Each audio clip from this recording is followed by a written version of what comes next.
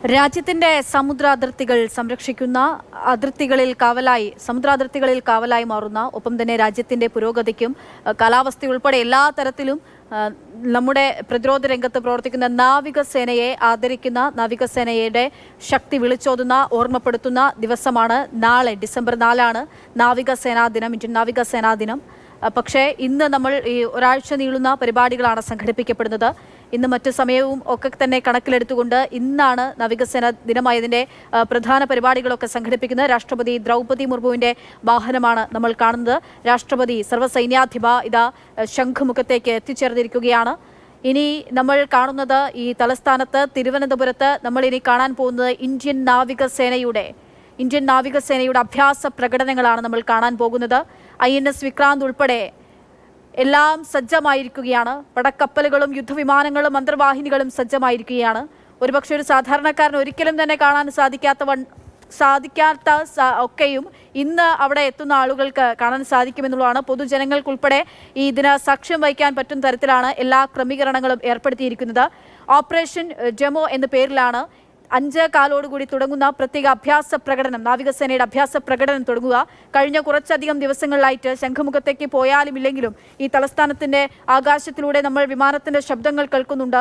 അതൊക്കെയും പ്രാക്ടീസിന്റെ ഭാഗമായിട്ടാണ്. ചേതക് ഉൾപ്പെടെയുള്ള ജെറ്റ് വിമാനങ്ങളൊക്കെ അവിടെ സജ്ജമായിട്ടുണ്ട്. അങ്ങനെ നാവികസേനാ ദിനം ഇന്ന് കൊണ്ടാടുകയാണ്. അത് കേരളമാകുന്നു എന്നുള്ളതാണ് നമ്മളെ സംബന്ധിച്ചിടത്തോളം കൂടുതൽ സന്തോഷവും അഭിമാനവും ഒക്കെ അതിൽ കൂടുന്നു. നമ്മുടെ ശംഖുമുഖം തീരത്തേക്ക് ആ യുദ്ധക്കപ്പലുകളും പടക്കപ്പലുകളും യുദ്ധവിമാനങ്ങളും ഒക്കെ സർവ്വസജ്ജമായിരിക്കുകയാണ്.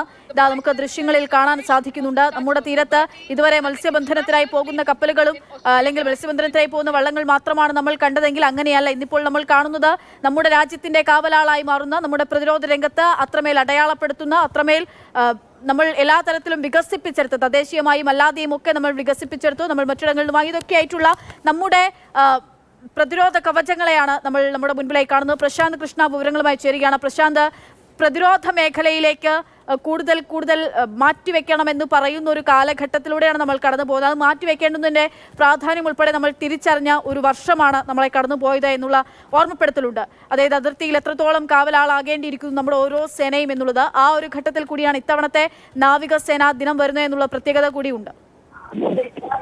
തീർച്ചയായും അക്ഷയ, ഓപ്പറേഷൻ സിന്ദൂറിന് ശേഷമുള്ള പ്രത്യേക സാഹചര്യം, ആ ഒരു അവസരത്തിൽ കൂടിയാണ് ഇന്ത്യയുടെ നാവികസേനയുടെ കരുത്ത് ഇവിടെ പ്രകടിപ്പിക്കപ്പെടുന്നത്.